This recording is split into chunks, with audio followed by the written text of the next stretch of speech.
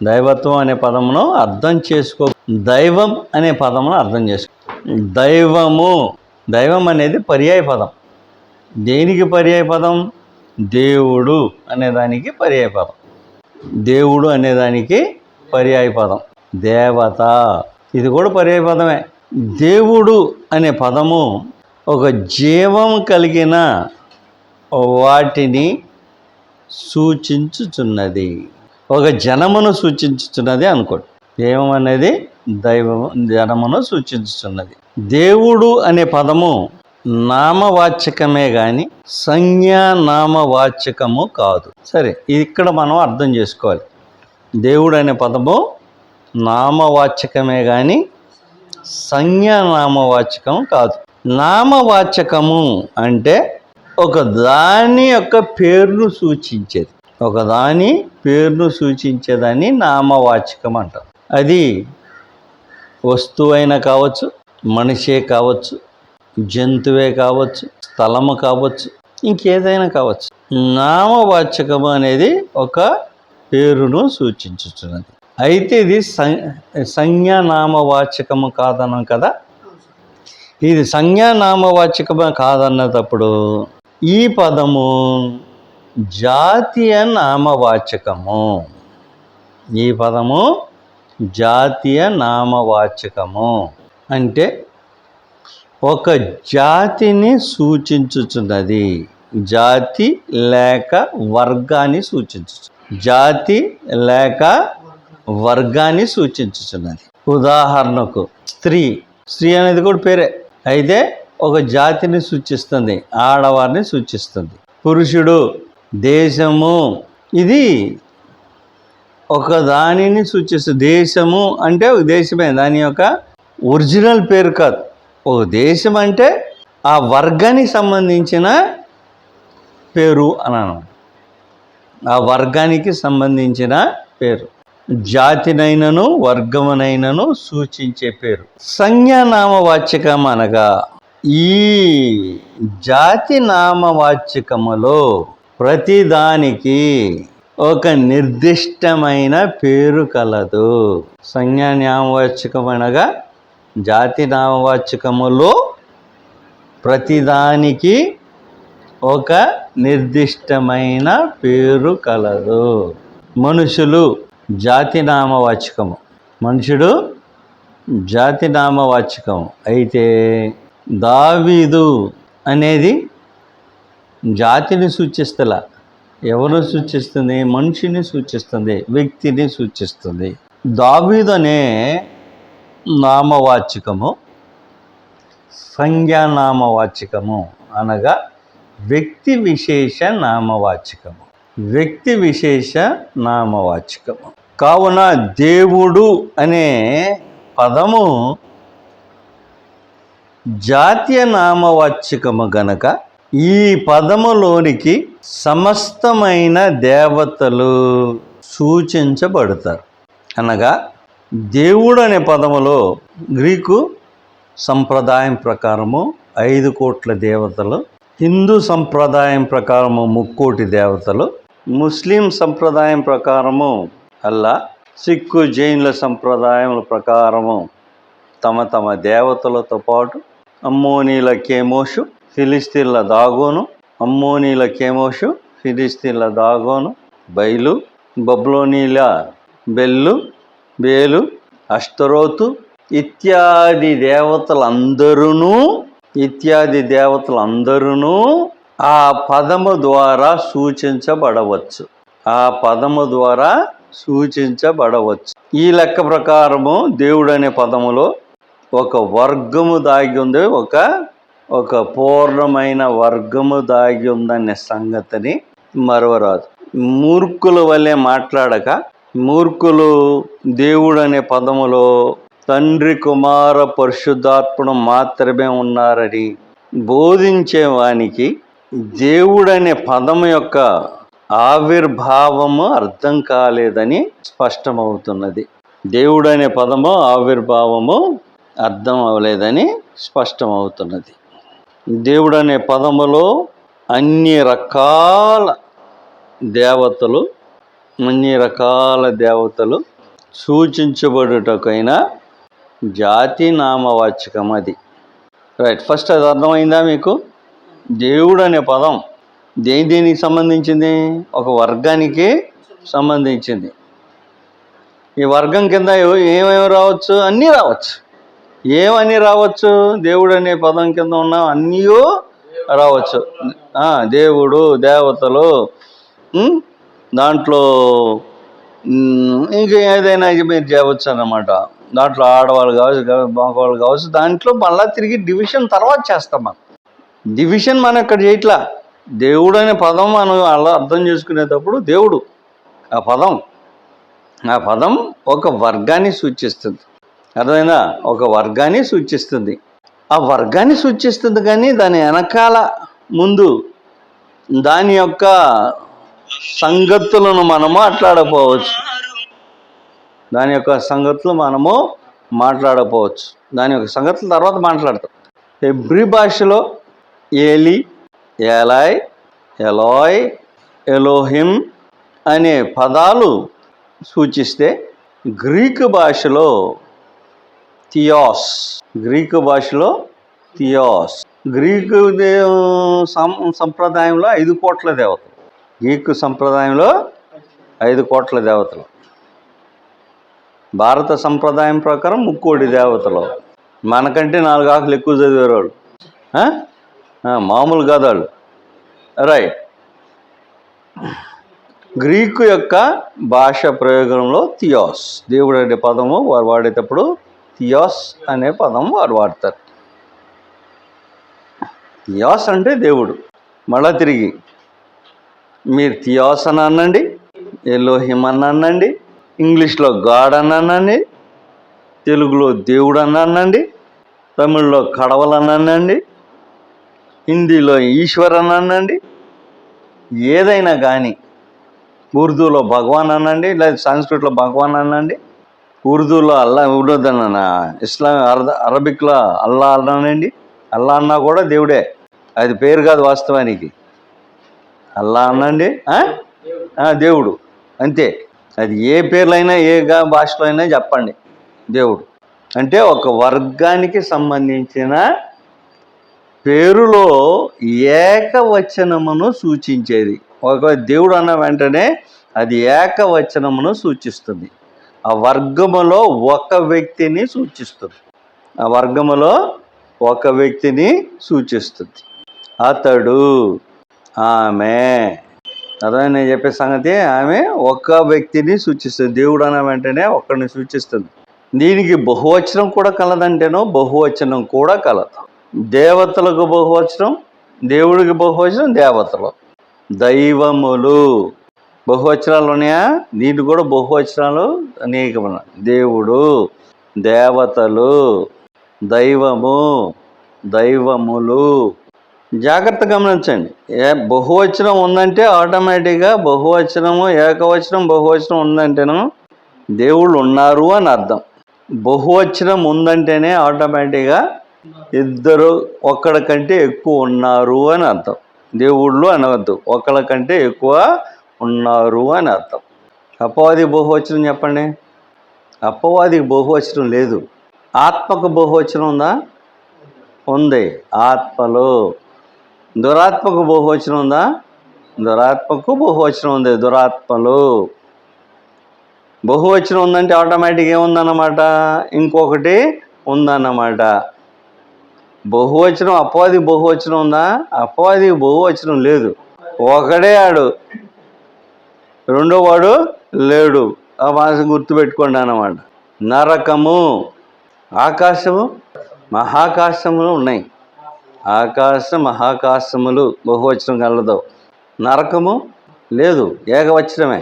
పరలోకములు లేవు, పరలోకమే. పరలోకములు ఉన్నాయా? లేవు, పరలోకమే ఉంటుంది. సువార్తలు ఉన్నాయా? సువార్త ఒకటే. అయితే సువార్తలు అని చెప్పుకునే వాళ్ళు ఉన్నారా? వచ్చినప్పుడు 4-5 ఉన్నప్పుడు ఉందా? సువార్తలు ఉన్నాయి. ఏం సువార్త ఉంది? భిన్నమైన సువార్త వచ్చినప్పుడు ఆటోమేటిక్గా దాంట్లో బహువచనం వచ్చేసింది. అర్థమైందా? బహువచనం ఉందంటే దానికి ఇంకొకటి ఉన్నది అని అర్థం. బహువచనం లేదంటే అర్థం, దానికి అర్థమైందన్నమాట, లేదు అని అర్థం. నేను చెప్పేది మీకు అర్థమవుతుందా? కాబట్టి దేవుడు అనే పదానికి బహువచనం ఉందా? దేవుడు అనే పదానికి బహువచనము కలదు. కాబట్టి దేవుడు అనే ఆయన ఇంకొకరు ఉన్నారా అంటేనో ఇంకొకరు ఉన్నారు, అది గుర్తించాల్సిన అవసరం. దైవములు అదే జాతికి చెందినవారు అని అర్థం. అంటే ఆటోమేటిక్ ఏం అర్థం కావాలన్నమాట, అది ఒక జాతిని సూచించే పదమే కానీ ఒక వ్యక్తిని సూచించే పదము కాదు. ఒక జాతిని సూచించే పదమే కానీ వ్యక్తిని సూచించే పదము కాదు. ఫస్ట్ అది అర్థం చేసుకోవాలి. దేవుడు అన్న వెంటనే దీనికి అర్థాలు ఉంటాయా, పదం యొక్క అర్థాలు ఉంటాయా అన్నాం అనుకోండి, పదములో ఏం అర్థాలు ఉండవు. థియోస్ దేవుడు, దేవుడు అనే పదాన్ని మనము అర్థం తీస్తే ఉండదు. దేవుడు అనే వ్యక్తికి మనము అర్థాలు చూసుకోవచ్చు. అర్థమైనా? ఒక జాతిని సూచించే పదం అది. దేవుడు అనే పదము ఒక జాతిని సూచించే పదం. ఒక జాతిని సూచించే పదం అయినప్పుడు ఆటోమేటిక్గా ఆ జాతికి ఏమేమి ఉంటాయి? లక్షణాలు ఉంటాయి. ఆ జాతికి లక్షణాలు ఉంటాయి, స్వభావం ఉంటుంది, స్వరూపం ఉంటుంది, మహిమ ఉంటుంది, పోలికలు ఉంటాయి, వగర అన్నమాట. వీటన్నిటినీ బట్టి ఒక జాతి తన పేరును వహిస్తుంది. వీటన్నిటిని బట్టి ఒక జాతి తన పేరు వహిస్తుంది. మానవుడు ఎగ్జాంపుల్, మానవునికి ఏముంది? మానవ తత్వం ఉంది. అది కూడా మనం పైన కూడా యాడ్ చేసుకోండి. మానవ తత్వం ఉంది, దాని తర్వాత మానవ రూపం ఉంది, మానవ స్వభావం ఉంది, మానవ పోలిక ఉంది. ప్రతి జీవికి తమ తమ లక్షణాలు కలవు. కొన్ని లక్షణాలు మిగతా జీవులతో పాటు కలిసినా, కొన్ని లక్షణాలు మిగతా జీవులతో పాటు కలిసినా తమ సొంత లక్షణము భిన్నముగానే ఉంటుంది. ఉదాహరణకి సింహము, పెద్దపులి. సింహానికి 4 కాళ్ళు, పెద్దపులికి 4 కాళ్ళు ఉన్నాయి. రైటా? సింహము పాదాల మీద నడుస్తుంది, పెద్దపులి కూడా పాదాల మీద నడుస్తుంది. సింహంకి మీసాలు ఉంటాయి, పెద్దపిల్లకి మీసాలు ఉంటాయి. సింహం మాంసం తినేది, పెద్దపులి మాంసం తినేది. సింహం వేటాడుతుంది, పెద్దపులి వేటాడుతుంది, వేటాడి మాంసం తినేది. మరి తేడా ఏంటి? ఇవన్నీ ఒకటిగానే ఉన్నాయిగా. మరి తన యొక్క లక్షణం ఏంటి? నెంబర్ 1, రూపములో తేడా. సింహమునకు సారలు ఉండవు, పెద్ద పులికి సారలు ఉంటాయి. సింహము ఆకలి కొనినప్పుడే వేటాడుతుంది, పెద్ద పులి ఆకలితో పని లేదు, వేటాడుతుంది. సింహములో మగ సింహము మందను కాస్తుంది. వగైరా సంగతులు అనమాట. వాటి లక్షణం వాటికనే ప్రత్యేకత ఉంటుంది అన్నమాట. ఎన్ని సమానత్వం ఉన్నా వాటికనే కొన్ని ప్రత్యేకమైన లక్షణాలు కలవు.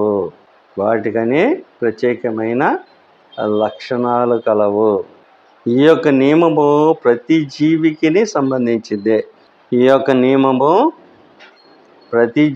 సంబంధించిందే. మనము దేవుని గురించి చదివినప్పుడు ఇలాగ అనేకమైన సమానత్వాలు, భిన్నత్వాలు మనం చదువుటకు దొరుకుతుంటాయి. అయినను తమ వర్గాన్ని బట్టి అవి భిన్నముగా గుర్తించబడతాయి.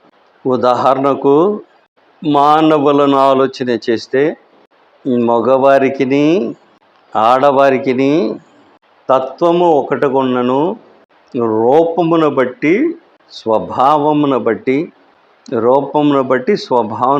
వేరుపడుతుంటారు. మానవులనే పేరు కిందట వారు పిలువబడినను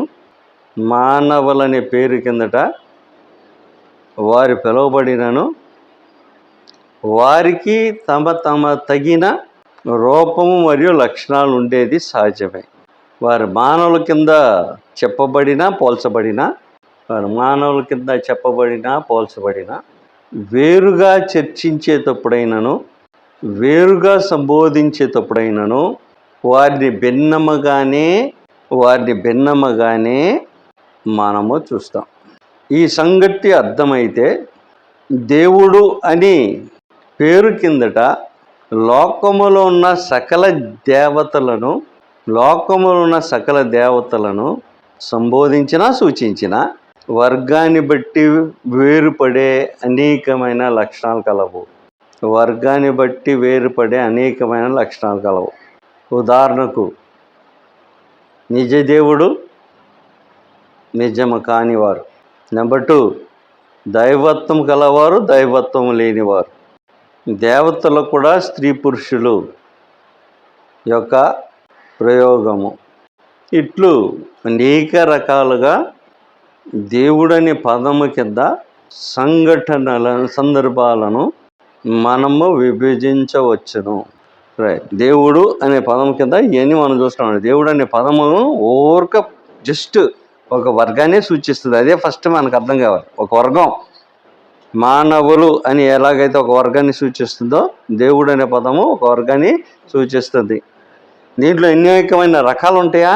దీంట్లో కూడా అనేకమైన రకాలు ఉంటాయి. మానవుల్లో కూడా మనం ఏం చూస్తాం, స్త్రీ పురుషుల యొక్క విభజన మనం చూసినట్టు దేవుడు అనే పదంలో కూడా నిజదేవుడు కానివారు అని మనం చూస్తాం. ఇది కాకుండా దైవత్వం కలవారు, దైవత్వం లేనివారు అనే విభజన చూడగలం. లేకపోతే స్త్రీ పురుషులు, దేవతలో కూడా స్త్రీ పురుషుల యొక్క విభజన కూడా మనము చూస్తామన్నమాట. ఇలాగ అనేకమైన విభజనలు మనకు కలుగుతాయి. వాటిని మనము చదవటానికి పూర్వము ఇవి లోకములో దేవుడికి సూచించబడుతున్న పదాలు. గ్రంథం దగ్గరికి వచ్చినప్పుడు దాన్ని గ్రహించే మరొక విధానం ఉంటుంది.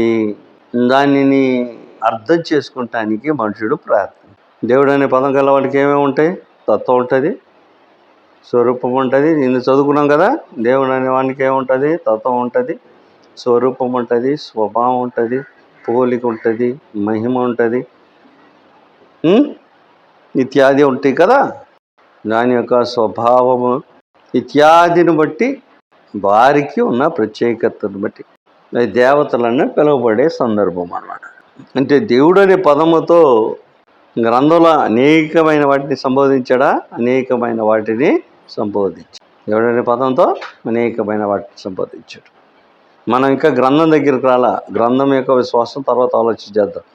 ఇది జస్ట్ దేవుడనే పదమును గ్రహించడానికి మనము ప్రయత్నము చేస్తాం. ఏకవచనం ఉంది, బహువచనం ఉంది, స్త్రీలింగం ఉంది, పుల్లింగం ఉంది. దేవుడు అనే పదానికి ఏమేమి ఉన్నాయి? ఏకవచనం ఉంది, బహువచనం ఉంది, స్త్రీలింగం ఉంది, పుల్లింగం ఉంది, నపుంసకలింగం కూడా ఉంది. అది కూడా గుర్తుంచుకోండి. మన భాషలో లేదు. కానీ ఏ భాషలో లేదు? మన భాషలో లేదు. కొన్ని భాషలో నపుంసకలింగం కూడా ఉంది దేవతలకి. ఉదాహరణకు ఇది ఉదాహరణ. బ్రహ్మణులు హిందూ సంప్రదాయంలో ఒక దేవుడు. అర్థమవుతుందా? కాబట్టి సంప్రదాయాన్ని బట్టి ఉండే సందర్భం. కాబట్టి వాళ్ళు కూడా దేవుడి కింద సంబోధిస్తారు, పిలుస్తారా, పిలువబడతారు. దేవుడు అనే పదంలో ఎంతమంది ఉన్నారు? సంఖ్యకు మించినంతమంది. వీళ్ళున్నారు, వీళ్ళు లేరని మనం చెప్పేదానికి అవకాశము లేదు. దేవుడు అనే పదంలో ఎంతమంది ఉన్నారు? సంఖ్యకు మించినంతమంది ఉన్నారు. ప్రతి దేవతకు సహజముగా పేరు కలదు. అనగా తమ సొంత నిజ పేరు కలదు. పేరు లేని దేవతలు కూడా కలరా అంటే పేరు లేని దేవతలు కూడా కలరు. పేరు లేని దేవతలు కలరా అంటే పేరు లేని దేవతలు కూడా కలరు. ముస్లింలు ఆచరిస్తున్న దేవుడు అనామికుడు.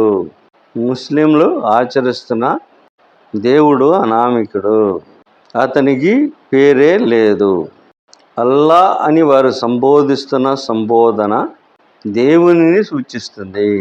అనగా వారు జాతీయ నామవాచకమును సంజ్ఞా నామవాచకముగా మార్చినారు. అంటే ఏంటి? ఒక దేవుని పేరుని ఆ పేరే దేనికి మార్చేసుకున్నారన్నమాట? తమ దేవునికి పేరుగా మార్చేసుకున్నారు. అల్లా. అల్లా అనే పదమునకు అర్థము దేవుడు అని అర్థం. అల్లా అనే పేరునకు అర్థము దేవుడు అని పేరు అర్థం. అది పేరు కాదు అని గమనించాల్సిన అవసరం ఉంది. అల్లా అనేది పేరు కాదు. పేరు కాదంటే సంజ్ఞానామవాచకపు పేరు కాదు. అల్లా అనే పదము జాతి నామవాచకమైనను దానినే సంజ్ఞానామవాచకముగా మార్చివేసినారు.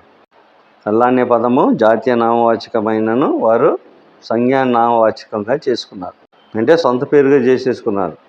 రైట్. ఇప్పుడు మనము దేవుడు అనే పదములో క్లాసిఫికేషన్స్ మనం చూడబోతున్నాం, అంటే విభజనలు మనం చూడబోతున్నాం. మొదటి విభజన తత్వాన్ని ఆధారము చేసుకుని. మొదటి విభజన తత్వాన్ని ఆధారము చేసుకొని. తత్వాన్ని ఆధారము చేసుకొని దేవతలు 2 భాగాలు. తత్వమును ఆధారం చేసుకొని దేవతలు 2 భాగాలు. దైవత్వం కలిగిన వారు, దైవత్వం లేనివారు. దైవత్వం కలిగిన వారు, దైవత్వము లేనివారు. ద్వితీయోపదేశకాండం 32వ అధ్యాయము. ద్వితీయోపదేశకాండము 32వ అధ్యాయం 16వ వచనం నుంచి చదవబోతున్నాం.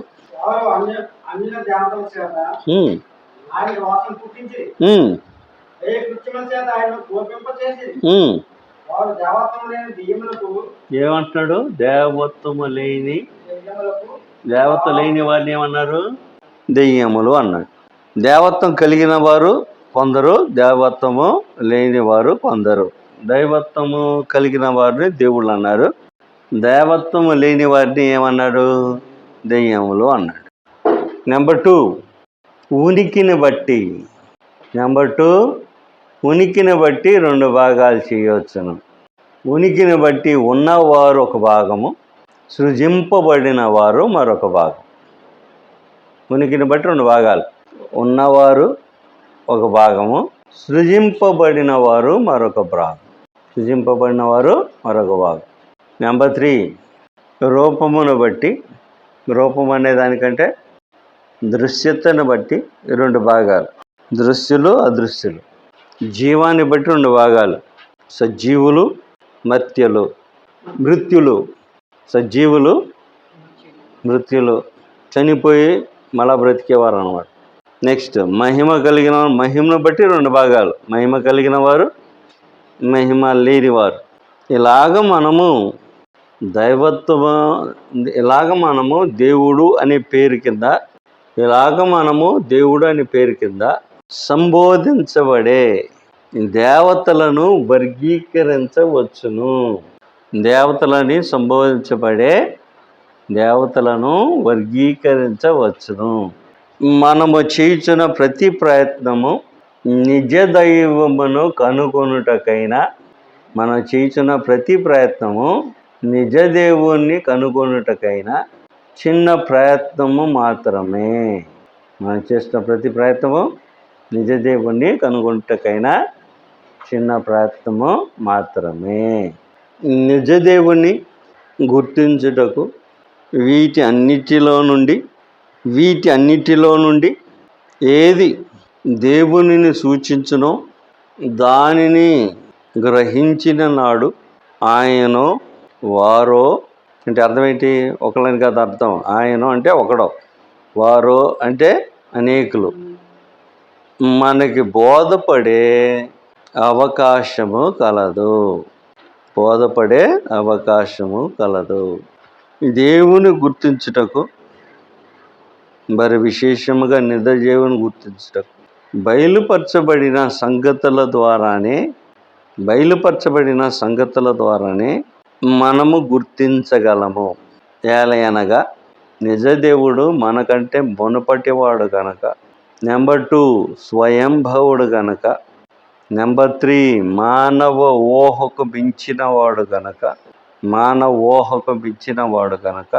ఆయన గురించిన సంగతులు బయలుపరచబడినవి, ఆయన గురించి బయలుపరచబడిన సంగతులు పరిశోధన చేస్తేనే తప్ప, ఆయన గురించి బయలుపరచబడిన సంగతులు పరిశోధన చేస్తేనే తప్ప, బయలుపరచబడినవి పరిశోధన చేస్తే తప్ప ఆయనను గుర్తించటం అసాధ్యం అనే సంగతిని, ఆయన గురించి గుర్తించడం అసాధ్యమైన సంగతి మదిదలచాల్సిన అవసరత ఉన్నది. యోహాను సువార్త 1వ అధ్యాయము 17వ వచనములో, యోహాను సువార్త 1వ అధ్యాయము 17వ వచనం మనం చదివితే ఏమనుంది? ఎవడును ఎప్పుడైనా దేవుణ్ణి చూడలేదు, అద్వితీయుడే ఆయనను బయలుపరిచెను. కాబట్టి బయలుపరచబడిన దాన్ని బట్టే ఒక దేవుణ్ణి గుర్తించగలమే కానీ చూసి గుర్తించటము, కనుగొని గుర్తించటము అసాధ్యం. ఎలాగో మనకంటే ముందున్నవాళ్ళు, మానవుడైన వాడు తనకు బయలుపరచబడిన సంగతులను, మానవుడైన వాడు ఏమని రాశారు? తనకు బయలుపరచబడిన సంగతులు చదివి గ్రహించి దానిని కనుగొనాలే కానీ తనంతగా తాను దేవుని గూర్చి పూర్తిగా ఎరగటము, అన్నమాట గుర్తుపెట్టుకోండి, అండర్లైన్ చేసుకోండి. పూర్తిగా అనేది అండర్లైన్. పూర్తిగా ఎరగటము అసాధ్యము. దేవుని గురించి ఎంతో కొంత ఎక్కడో అక్కడో దేవుని గురించి ఎంతో కొంత ఎక్కడో అక్కడ తెలుసుకునే అవకాశం ఉంది కానీ పూర్తిగా తెలుసుకొనుట అసాధ్యము. పూర్తిగా తెలుసుకొనుట అసాధ్యము. మనకు నెక్స్ట్ పాయింట్, మనకు బయలుపరచబడినంత వరకు మాత్రమే మనము వారి నుంచి సంగతులు తెలుసుకోగలము. పూర్తిగా తెలుసుకోవటము కుదరదు. ఎంతవరకు తెలుసుకోగలము? ఎంతవరకు అయితే బయలుపరచబడిందో అంతవరకు మాత్రమే తెలుసుకోగలం. దానికి మించి తెలుసుకోవటమో సాధ్యపడుతుందా? దానికి మించి తెలుసుకోవటమో సాధ్యపడుతుంది. ఎవరి గురించి మనం మాట్లాడుతున్నాము? నిజ దేవుని గురించి మనము మాట్లాడుతున్నాం. సృష్టించుకున్న దేవతల గురించి మనం మాట్లాడుతున్నా. సృష్టించుకున్న దేవతలకు వారే దేవుడు కనుక, వాటి యొక్క సృష్టికర్త తమ యొక్క ఉద్దేశమును బయలుపరచును. సృజించిన వాటి గురించి సృజించిన వాడు చెప్పితే తప్ప తెలుసుకునేదానికి అవకాశం లేదు. సృజింపబడకుండా నిజంగా ఉన్నవాడు దేవుడు వాటిని తమకు తాము బయలుపరిస్తే తప్ప తెలుసుకునేదానికి అవకాశము లేదు అనే సంగతిని మనము చూసాం. మనము దేవత్వంలో దేవుళ్ళు అనేకమైన భాగాలు చూసాం కదా. సృష్టింపబడినవి, ఉన్నవి అనే పదం మనము జ్ఞాపకం చేసుకోవాలన్నమాట. సృష్టింపబడినవి, ఉన్నవి అదొక కేటగిరీ, అది మర్చిపోకూడదు. ఇలాగ అనేకమైన కోణాల నుంచి దైవత్వమును చదవగలం. రైట్, ఇప్పుడు మనము బయలుపరచబడిన సంగతులను ఆధారం చేసుకొని సంగతులు చదువుతాం. బయలుపరచబడిన సంగతులను ఆధారం చేసుకొని సంగతులు చదువుతాం. దేవుడు సంపూర్ణ గుణ లక్షణాన్ని బట్టి, సంపూర్ణమైన గుణ లక్షణాన్ని బట్టి, నెంబర్ 1 సర్వశక్తివంతుడు, నెంబర్ 2 అనంత జ్ఞానపూర్ణుడు. సర్వశక్తిపూర్ణుడు అయిన తర్వాత అనంత జ్ఞానపూర్ణుడు. నెంబర్ 3 సర్వంతర్యామి. నెంబర్ 4 సర్వగుణ సంపన్నుడు. నెంబర్ 5